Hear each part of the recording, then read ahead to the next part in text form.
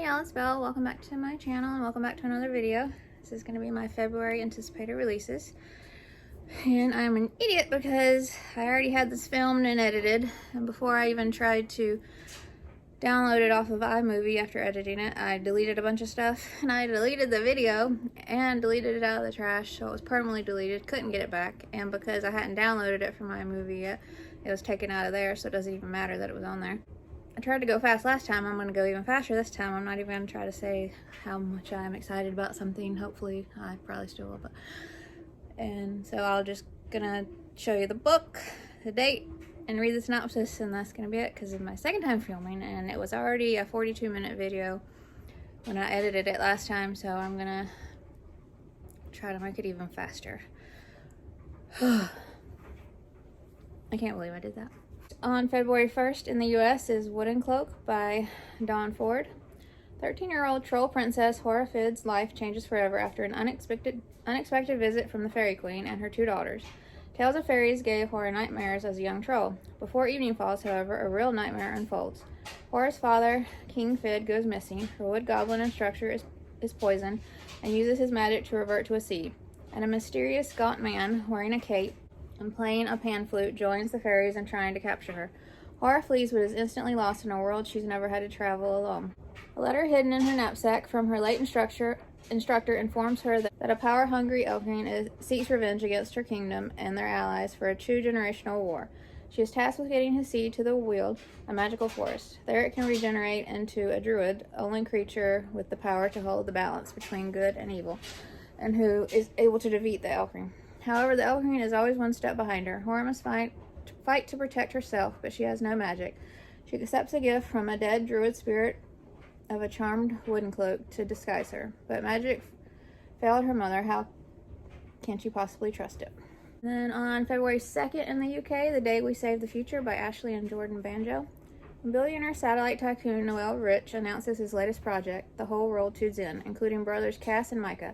The Rich's scheme is to rain asteroids on the planet until he is given absolute power, and there's nothing anyone can do to stop him, or is there?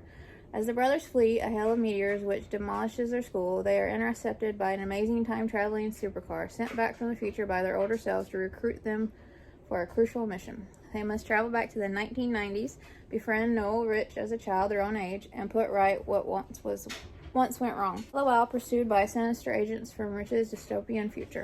Also on February 2nd in the UK, The Time Tider by Sinéad. I will say I've loved everything I've read by her, and I cannot wait to read something new, because I think I've read all her books up to this point. Mara and her dad have lived in their van for as long as she can remember. Whatever her father does to scrape a living has kept them constantly moving, and Mara has never questioned it. That is, until she uncovers a collection of notes addressed to the Tider, an individual responsible for harvesting lost time from people whose lives were cut short. But before Mara can question her father, he is taken by a dangerous group who want to use his power for evil. With the very fabric of time and space at stake, it's down to Mara and her new friend Jan to find him before it's too late. So on February 2nd in the UK, Wildsmith, Into the Dark Forest by Liz Flanagan. When war threatens her beloved city, Rowan and her mother must flee to the Dark Forest, meeting Grandpa and his white wolf, Arto, for the first time. Though she misses her father, Rowan makes new friends, including a trio of powerful witches. When she rescues a baby dragon from poachers, she discovers the secret of her own identity. Could Rowan really be a Wildsmith? Fostering a whole clutch of dragons, the summer speeds by, but when danger threatens, Rowan and Grandpa must call on all their friends for help. Also on February 2nd in the UK, Vita and the Gladiator by Sherrick. Vita longs to write the plays that she steals off to watch, but as the daughter of a high-born Roman, her only future is marriage. When her father is murdered, everything changes. She escapes with her life, only to end up a slave, sharing a cell with a fierce gladiator, Bree, and her wolf. But when Vita and Bree discover they have a common enemy, they know they must stand together for truth and justice. So on February 2nd in the UK, Murder at the Museum by Alastair Beckett-King. Many people go their whole lives without noticing anything that is afoot, amiss, or even untoward, without ever experiencing that toe-tingling, stomach-twisting sensation that a mystery is about to unfold. But not Bonnie Montgomery, the world's best detective. Not that anyone, other than Grandpa Banks, has heard of her. But they might have heard of the great Montgomery Bonbon, the well-dressed gentleman detective who, apart from the hat and mustache, looks especially like a 10-year-old girl. Their newest case, solving the mystery surrounding a highly suspicious death at the Hornville Museum. Together, they'll uncover some dodgy witnesses, scour the scene for clues, and above all, hope no one notices that Bonnie and Montgomery are never in the same room at the same time. Also on February 2nd in the UK, The Song Walker by Zillah Bethell. A young girl wakes up in the middle of the desert. She has no idea who she is. She's wearing one shoe, a silky black dress, and she's carrying a strange, heavy case. She meets Tarni, who is on a mysterious quest of her own. Together, the two girls trek across the vast and ever-changing Australian outback in search of answers. Except both are also hiding secrets. So on February 2nd in the UK, Villains Academy by Ryan Hammond. Welcome to Villains Academy, the most prestigious villain school in the entire land. You will either leave as a fully formed villain or in tatters. It's Werewolf Bram's first day at Villains Academy. He really doesn't feel like a villain at all, but the coveted Villain of the Week trophy is up for grabs, and Bram knows he'll have to dig deep. With the help of new friends Mona the Elf Witch, Brian the Lion, Sheila the Ghost, and Tony the Skeleton, can Bram find his inner badness and become the villain he's always dreamed of being? Also on February 2nd in the UK, The Sleeping Stones by Beatrice. Gruff and his new friend Matilda live on a small island off of the Welsh coast where legends are beginning to stir. Islanders find themselves irresistibly drawn to the sleeping stones, a line of rocks like stepping stones out to sea, and Gruff and Matt soon realize they must risk everything to save each other and the community from a terrifying storm driven by an ancient magic anger. So on February 2nd in the UK, Bob versus the Selfie Zombies by Andy Jones. Bob and his best friend Malcolm are determined to win the school talent competition with their band, The Tentacles of Time. For one thing, there's GBP 50 worth of vouchers to be won. For another, the future of the world depends on it. Bob doesn't know why he can time travel. He doesn't know why it always happens at the worst possible moments, like when he's in the bath. Awkward. But when Bob comes face to face with his future self in the middle of a disastrous alternative reality, he has to do something. In this terrifying version of the future, an evil genius has created a smile-operated selfie camera that turns people into zombies. The world as Bob knows it has completely collapsed. There's not even anywhere to get a decent pizza. It's up to Bob to fix the present, change the course of time, and save the whole world. There are kind of selfie zombies already in real life, so I understand. Also on February 2nd in the UK, Jabin and the Golden Torch by Thomas Leeds. In the Earth world, a boy dreams of faraway lands to escape life with his horrible aunt. In that elf world, he wakes up with a mysterious golden torch, but without any clue who he is, except for the compass he pulls from his pocket, engraved with one name, Jabin. Jabin discovers that many moons ago, a giant put a dark spell on the golden torch, and the elves forgot everything that had come before. Now they hang precious memories in jars on trees just to try to remember, but a new darkness grows among them. An evil villain called Null is burning down the forest, hell-bent on finding the torch and becoming the most powerful being ever to live. If Jabin can find his own magic and ignite the torch with its fierce violet flame, his power will be unstoppable. Can Jabin save the world before the lights go out forever? Also on February 2nd in the UK, The Tiger Who Sleeps Under My Chair by Hannah Foley. 1884. Emma Lennon dreams of following in the footsteps of the famous fossil hunter Mary Anning on the Jurassic Coast. But Emma's world begins to spiral when her brother James becomes obsessed with a glassy-eyed tiger at the museum. More than 100 years later, her descendant Rosie Linden goes missing, her mind full of prowling tigers. With her new friend Jude, Rosie uncovers family secrets buried like layer upon layer of rock. Together, they must sift the past to find the truth and heal the present. You can hear the dryer or the washing machine, but this is the only time I could refill. February 7th in the U.S., The Painter's Butterfly by Rebecca Weber. What if art could come alive and guide you home? 12-year-old foster child Nova longs to find her one true home. When jealousy of her art ability upends her most cherished placement, Nova is dropped in the middle of nowhere to live with painter Mr. Russell in his ramshackle farmhouse. While exploring, Nova sneaks into the attic and discovers a magical easel that brings paintings to life. She puts her art skills to the test and gets caught in a whirlwind adventure complete with rainbow butterflies, a devious leprechaun, and a journey to the rainforest. Following the magic, Nova stumbles upon an underground cellar that houses a startling secret. She's forced to choose, escape to a prior foster home or mend her relationship with Mr. Russell. Nova makes a dangerous mistake when she strikes the match of revenge. She must survive the inferno to learn the true meaning of home. Also on February 7th in the U.S., The Pearl Hunter by Maya T. Beck. Kai and Kishi share the same futon, the same face, and the same talent for pearl diving. But Kishi is the obedient daughter while Kai tries to push the rules, and sometimes they fight. Still, when Kishi is stolen and killed by the legendary ghost whale, nothing will stop Kai from searching for her deep in the ocean, hoping for a way to bring her back to life. But such a rescue is beyond the power of an ordinary mortal. Kai strikes a deal with the gods. She'll steal a magic pearl in exchange for her sister's soul. As she journeys across treacherous landscape, Kai must navigate encounters with scheming bandits, a power-hungry warlord, and a legion of conniving fox spirits. And when a new friendship becomes something almost as powerful as her love for her sister, Kai must make impossible choices and risk everything just to get home again. Woven through with Japanese culture and legends, this many-layered story will grip readers of all ages. Also on February 7th in the U.S., The Talent Thief by Mike Thayer. Tiffany Tudwell is cursed. She once tripped over a backpack and fell face first into a trash can. She had pink eye on picture day. One time she tried to hold back a sneeze and farted on the cutest boy in class. She longs for the spotlight, but it's safer to stay hidden in the shadows where the curse can't reach her and no one can make fun of her. Until the night 2 meteors collide over her backyard, giving Tiffany the ability to steal people's talents for a day, like stealing Mean Girl Candace's beautiful singing voice in the middle of a play rehearsal, or drawing an incredible self-portrait after borrowing the teacher's pencil. Her power even gets the attention of the most popular boy in school, the smooth-talking Brady Northup. But her powers can't solve everything, or can they? When a local philanthropist announces a fundraiser contest, Tiffany, with Brady's help, decides to use her powers to save her dad's failing planetarium and maybe discover her own talent along the way. Also on February 7th in the U.S., The Swifts, A Dictionary of Scoundrels by Beth Lincoln. On the day they are born, every Swift child is brought before the Sacred Family Dictionary. They are given a name and a definition. A definition is assumed they will grow up to match. Meet Shenanigan Swift, little sister, risk-taker, mischief maker. Shenanigan is getting ready for the big Swift family reunion and plotting her next great scheme, hunting for great Uncle Vile's long-lost treasure. She's excited to finally meet her arriving relatives until one of them gives Arch-Aunt Schadenfreude a deadly shove down the stairs. So what if everyone thinks she'll never be more than a troublemaker just because of her name? Shenanigan knows she can become whatever she wants, even a detective, and she's determined to follow the twisty clues and catch the killer. And like I said, this is a U.S. edition that comes out on February 7th. And then also in the UK, it comes out on February 2nd with this cover. Both covers are done by Claire Powell, and they're both stunning. Also on February 7th in the U.S., The Architect by Jonathan Stark. There's a golden rule in Phantom City. No one about when the Zeppelin is out. But one night, 12-year-old Charlie Crane comes face to face with the Zeppelin, and instead of finding trouble, she is awakened. Determined to find the truth in a city plagued with lies, Charlie, along with a quirky band of unlikely heroes, works to free the people of Phantom City from the clutches of a shadowy, evil villain.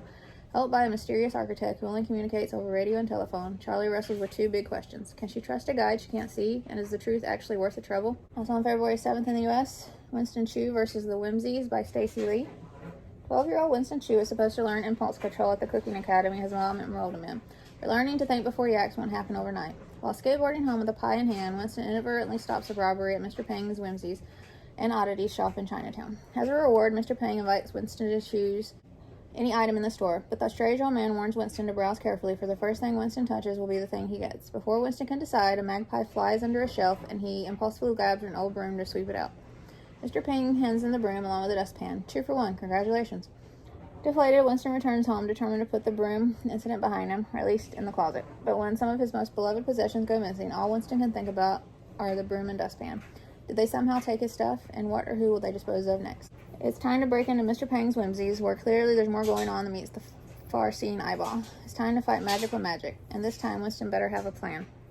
So on February 7th in the U.S., Exit 13, The Whispering Pines by James Pratt.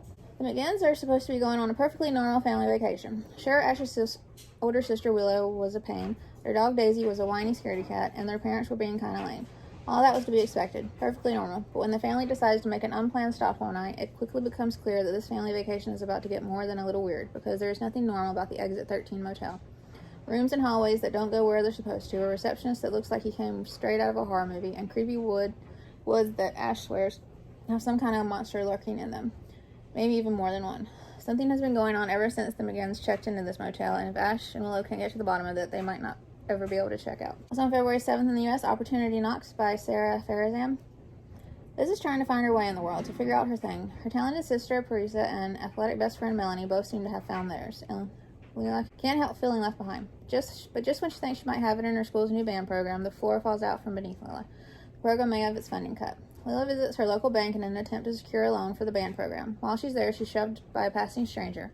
Before she can even complain, however, the man leaves the bank and disappears. At her feet, Leela sees a strange box. Inside rests an old key with a message carved into the box. A simple clue for you holds the key. Remember to unlock the door for opportunity. Turns out the key is magical. After falling asleep with it in her room, Leela is awoken by the appearance of a strange glowing door, which knocks 3 times from the other side. Upon opening it, Leela is met with a stranger sight. A girl her age waltzes into the room and claims to be Leela's lucky day. The girl says she's been called many names: Providence, Fortuna, Lady Luck, Opportunity, but Leela can call her Felice. Felice will stay with Leela for 7 serendipitous days, during which Leela will be the luckiest person in the world. But the man who lost the key has not forgotten about it, or Leela. Having spent a fortune procuring the key to Opportunity, he'll do everything in his power to get it back. So on February 7th in the U.S., She's Still Here by Caitlin Alexander. This is such a creepy horror, like paranormal, quick but amazing read, and I already read the synopsis in a book club because Monarch sent me a copy. Thank you so much. But I really love this. I already finished it and it was really great. And also on February 7th is Virtually Me by Chad Morris and Shelley Ron. And I was sent a copy of this as well in art, and it was really enjoyable and such a different read, and I had a great time with it, and so it also comes out on February 7th. Then on February 9th in the UK, The Stickleback Catchers by Lisette Otten. Mimi adores her wild, fun, full of life Gran. Then Gran starts forgetting things. Suddenly there are cracks appearing all around their home and a mysterious black crow, both of which only Mimi seems able to see. Mimi is determined to solve the mystery. Luckily she has new friends to help, Titch and Nuzrat. Together they are the Stickleback Catchers, solvers of puzzles and seekers of adventure. Down by the river where the gang meet and the silver stickleback swim, they discover a mysterious stone speckled with stars. But this is no ordinary stone. It's the doorway to another world, a world of talking crows and seekers, magical constellations and memories, and maybe, just maybe, Mimi's chance to bring back Gran forever. And on February 13th in the UK, Ghost of Mars by Stuart White. How would you feel if you were born on Mars, were the first famous person in the solar system, but could never leave the red planet? Mars, 2045. My name's Eva, and I'm a Martian. Well, technically the first Martian-born human. I'm not, like, green or anything. So listen, we're in trouble here. I need to steal a rover to rescue Dad, who's stuck in a mining vent in a planet-wide dust storm, far from our base, or he'll die. He may even be already dead. Oh, and I'm type 1 diabetic with no insulin. Wish me luck. And on February 14th in the US, The Hidden Dragon by Melissa Marr. I thought this was a sequel to The Hidden Knife. The names are similar, the covers are similar, but when I compare synopsis, it's been a while since I read The Hidden Knife, but even when you compare synopsis, I don't see any similar characters, so I'm guessing it's just a standalone. Maybe the same world, but different characters. And I love The Hidden Knife. Otter, short for Ottilie, is a girl who is most comfortable on her family ship, the Tempest, where she and her father collect the dragon hides that protect the Queen's guards. But all is not well in the kingdom, and it's not clear if the Queen is to blame. The streets are full of homeless kids, and now one of them, a street-smart boy called London, has stowed away on the Tempest. He befriends Otter, and soon they realize it's the fate of the kingdom needs to be in the hands of the kids. For in every tight spot, during pirate attacks, navigating the magical land of Netherware, where they get shipwrecked, it is the quick-witted kids who save the day. As they work to fight injustice and protect the defenseless, they earn the respect of the realm's most magical creatures, dragons and gargoyles, who all bond together as a force for good. Also on February 14th in the US, The Grace of Wild Things by Heather Fawcett. Grace has never been good at anything except magic, not that anyone believes her. While other children are adopted from the orphanage, nobody wants Grace. So she decides to make a home for herself by running away and offering herself as an apprentice to the witch in the nearby woods.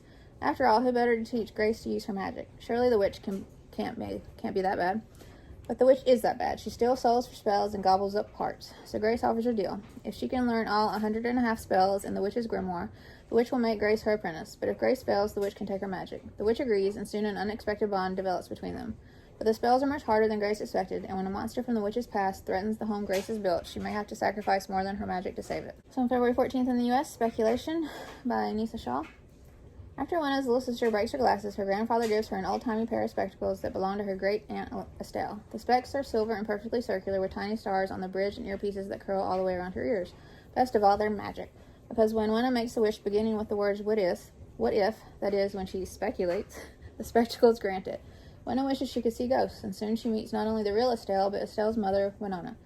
Nearly a century before, Winona escaped from slavery and ran north with her baby Key. But Key was stolen from her under mysterious circumstances, and now Estelle and Winona have a mission for Wena. Find Key. He's still alive, he doesn't know the whole truth, and unless Wena can solve the mystery and bring him home, a powerful curse called the Burden will smother out their families' lives, and Wena's mom could be its next victim. And also on February 14th is a sequel, On Air with Zoe Washington by Janae Marks, and it's the sequel to From the Desk of Zoe Washington. And HarperCollins sent me this sequel, so I'm currently reading it. I finished the first book, which I had bought myself, and loved it so much, and I'm loving this sequel too so much. So it comes out February 14th. Then on February 16th in the UK, Swimming on the Moon by Brian Conaghan. 12-year-old Anna's parents are going through a rough patch, but Anna can't let them split up. Not when it might mean living apart from Anto, her twin brother. Anto might be a boy, and he might not speak, except using Lego bricks, and he might carry a coat hanger about like it's his closest friend, but that doesn't stop the two of them being like peas in a pod. It's a twin thing, and nobody's going to separate them. So Anna hatches a plan. Get the whole family on a plane to Italy. Her parents have always been happiest on holiday. How can they fail to fall back in love at a swanky hotel with an actual pool to swim in and everything? But when Anna discovers more about why her family has grown apart, suddenly a happy holiday in Italy seems about as likely as swimming on the moon. So on February 16th in the UK, Wilder by Penny Trine. When the child emerges from the wilderness, no one in the village knows what to do with her. She is odd, half wild, without speech, and seems to have an unnatural bond with animals, especially the falcon, who is always circling above her. The wise woman takes her in and names her Rod, but the rest of the villagers remain suspicious. Over the years, as Rod grows, the village realizes that the river, which is their connection to the wider world, is beginning to die, and eventually a dark sickness begins to spread. Soon, too soon, the villagers turn their suspicion on Rod and her falcon, and so Rod sets out to discover what or who is causing the river to dry up to protect her mother, her falcon, and herself. So on February 16th in the UK, The Monkey Who Fell from the Future by Ross Belford. The year is 2425. Centuries after a catastrophic meteor collision, nature has retaken the earth. In a small town in what was once England, young Ocean Mooney and the monkey-owning Duke Smith have just dug up a 400-year-old tablet computer. Meanwhile, in the present day, Thomas Reeve and his genius cousin Kyle create the Time Tablet, a device which they hope will allow them to communicate with the future. But when the Time Tablet malfunctions live on television, Thomas and Kylie are sucked into the year 2425 and have only 24 hours to return home and save the future of humanity. So on February 16th in the UK, Rivet Boy by Barbara Henderson. When 12-year-old John Nickel gets a job at the Force Bridge construction site, he knows it's dangerous. 4 boys have already fallen from the bridge into the Force below. But John has no choice. With his father gone, he must provide an income for his family, even if he is terrified of heights. John finds comfort in the new Carnegie Library, his friend Cora, and his squirrel companion Rusty. But when he is sent to work in Kane Murdoch's Rivet Gang, John must find the courage to climb, to face his fears, and to stand up to his evil boss. Based on real people and events, Rivet Boy blends facts and fiction to tell the story of one boy's role in the building of the iconic Force Bridge, Scotland's greatest man-made wonder in 1889. Love things based on real events. Then on February 21st in the U.S., Izzy and the End of the World by K.A. Reynolds. Ever since Izzy Wilder's mom died, she's wanted life to feel normal. She plays video games with her little sister, helps her grandparents around the house, and takes care of her best dog, Ika. But losing her mom is far from normal, and for Izzy, who is autistic, it feels like the end of the world. Mysterious lights flash across the mountains outside Izzy's house one night, and suddenly everyone except her and Aka seems to have disappeared in an instant. Izzy is more alone than ever. But Izzy is a fighter, and she won't lose anyone else in her family, even if it means battling terrifying, gray, ugly monsters and decoding cryptic messages that seem a lot like her mom talking to her from beyond the grave. In the face of disaster, Izzy and Aka embark on an epic adventure filled with nail-biting suspense, unexpected allies, and life's greatest mysteries as they uncover the true endurance of the human spirit and save the world. The dog better be okay. So on February 21st in the U.S., Faye and the Moon by Franco Arellani. Little B had sent me an arc of this. Thank you so much. And it is a graphic novel. Faye, in mourning for her missing mother, sits night after night below the moon that her mother so loved. Then one night she discovers she can pluck the moon out of the star-filled sky. Back safe in her house, she holds it close, feeling comfort at last. But Faye loses the moon and finds that taking it will awaken ancient monsters, rats, dragons, and more, who hunt it for themselves. Will Faye be able to reclaim the moon and her own inner strength and save the world from eternal darkness? So on February 21st in the U.S., The Town of Mirrors by Christina Collins. Zillah has never seen her own face. She never seen her reflection or a photo of herself or even a drawing. In the special community of Gladiator Hill, cameras and mirrors are forbidden. That's why everybody's happier here. Nobody talks about anyone else's appearance. You're not supposed to even think about what other people look like or what you look like. But Zillah does. She knows her superficial thoughts are wrong, and her sketchbook, filled with secret portraits of her classmates and neighbors, could get her in trouble. Yet she can't help but think those thoughts and be curious about the outside world where she once lived years ago.